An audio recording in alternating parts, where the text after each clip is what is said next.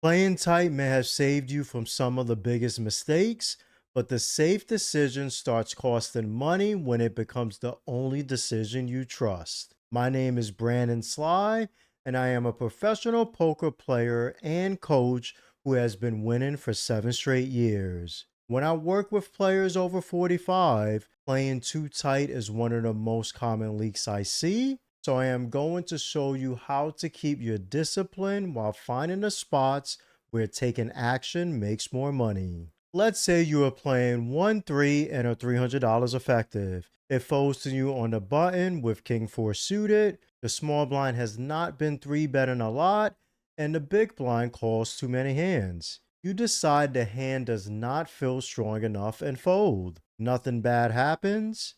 You do not lose a large pot or create a hand you will review when the session ends. The dealer moves on and the opportunity disappears. A bad call gives you a receipt. An automatic fold usually does not. King 4 suited does not have the straight potential of King 9 suited and up, which is why this fold feels reasonable. But the action folded to us, only the blinds remain, and we are guaranteed position if one calls. We can win the pot immediately or play the rest of the hand with more information. If the big blind calls almost any 2 suited cards, we can make a king high flush and get paid by a lower one. That is added value for the many reasons for opening. Calling a raise with this hand out of position in small blind or calling the button against an early position raise is a completely different decision. That is the difference we need to focus on. Keeping the folds that save money while questioning the automatic folds that the table never gave us a reason to make. The hard part is knowing which folds are saving you money and which ones have become automatic. This is exactly what I help players find in my one-on-one coaching sessions. Scan the QR code on screen and I will review the 1-3 or 2-5 game you are playing, find the spots costing you the most, and build a plan you can use in your next session. You can also use the link in the pinned comment to book your initial coaching session. Being tight is not the problem by itself. Patience and discipline are going to save you from a lot of expensive mistakes. You should still fold weak suited hands out of position, stop paying tight players when they finally show aggression, and stay away from large bluffs against someone who never folds. The problem begins when the situation changes, but your decision never does. I worked with a player who was aggressive on the button because he knew he was guaranteed position,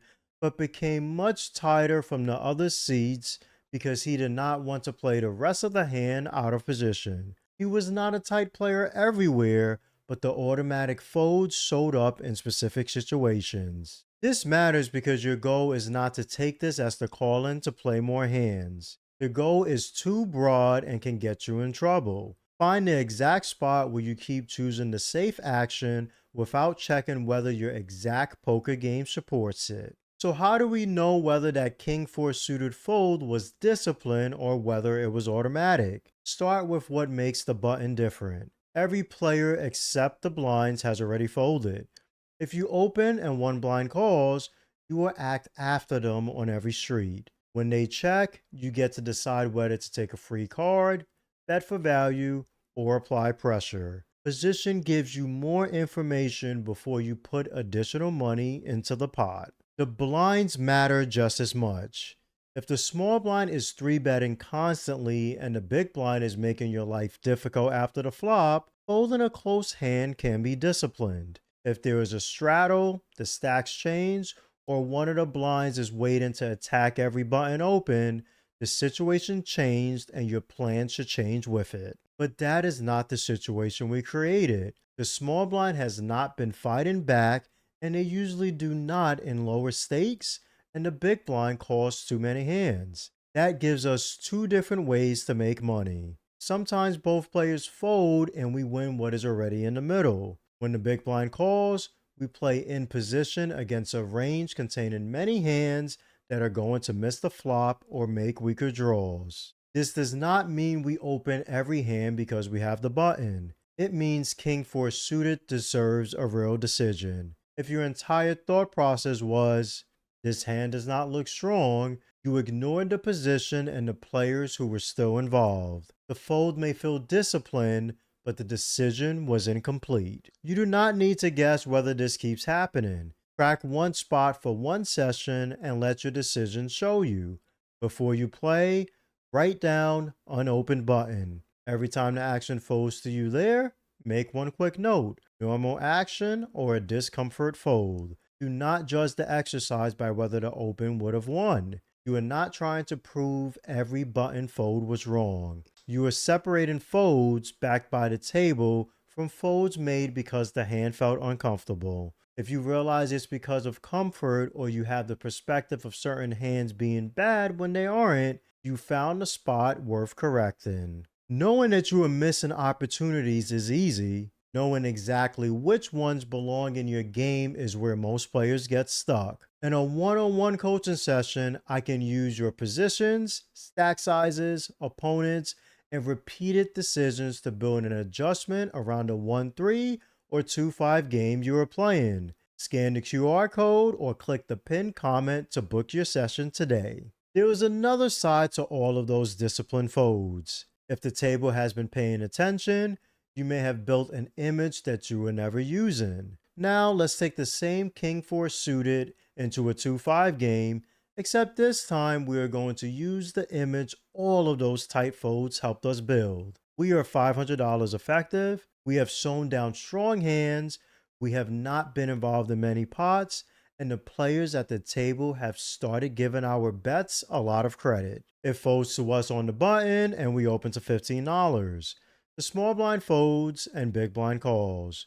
We go heads up to a flop of Ace-7 deuce rainbow.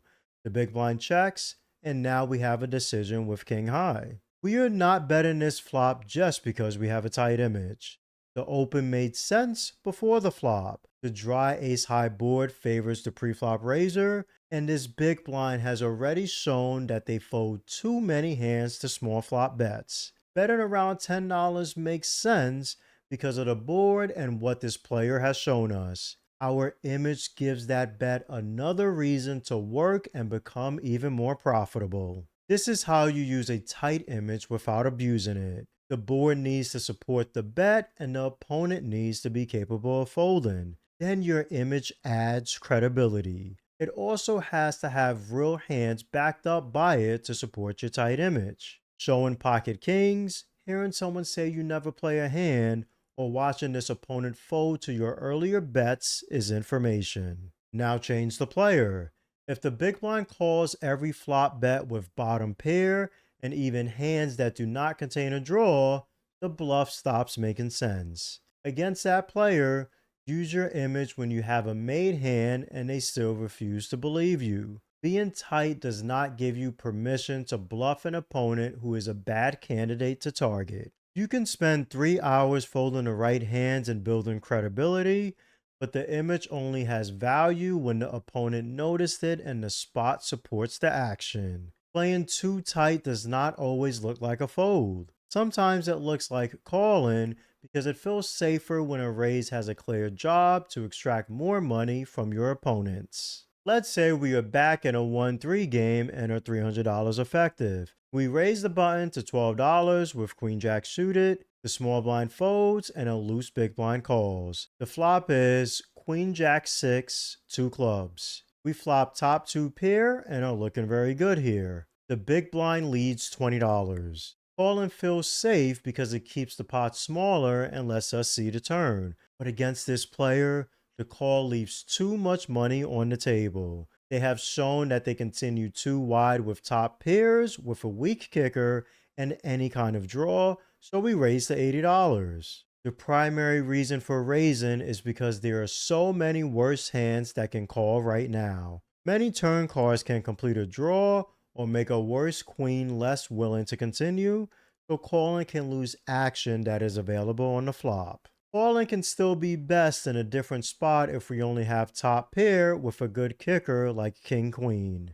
Against an aggressive player who keeps betting air and bluffs, calling can keep those hands in. Raising may fold the bluffs and leave us against the strongest part of the range when they finally have it. The lesson is not to raise more, but to know what the reason behind your call or raise is. You can see why the correction has to be personal. The same decision makes you money against one player and costs you money against another. Scan the QR code and bring these recurrent spots into a private coaching session, and I will help you choose the adjustment, what to watch for, and when the table is telling you to change it. You can also book your session by clicking the link in the pinned comment. The answer is not to leave this lesson and force more aggression into every hand. Choose one situation and test one adjustment while your exact game makes sense for it. The note you made earlier helped you find whether the automatic fold kept showing up.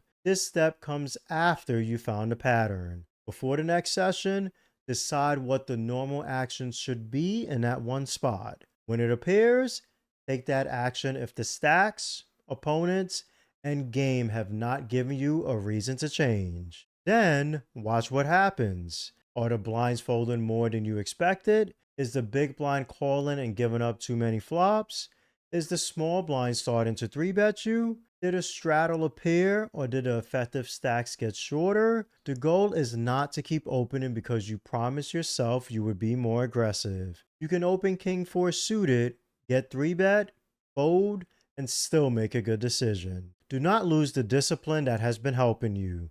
A weak suited hand facing a raise out of position can still go directly into the muck. A tight player who suddenly check raises the turn still deserves respect. A large multi-way pot is not the place to manufacture a bluff because you decided you have been too tight. Your image cannot fix a bad board or a bad target. One button open does not mean you should widen every position. Keep the adjustment inside the situation you identified and stop when your exact game gives you a reason to stop. Odds are, though, they will not, because by the time they figure it out, you would have already won all of their money. Speaking of odds, you need to make sure you understand them along with equity, expected value, and the math behind bluffs. Watch this next video and it will help you see which opportunities are worth taking and which folds are still saving you money.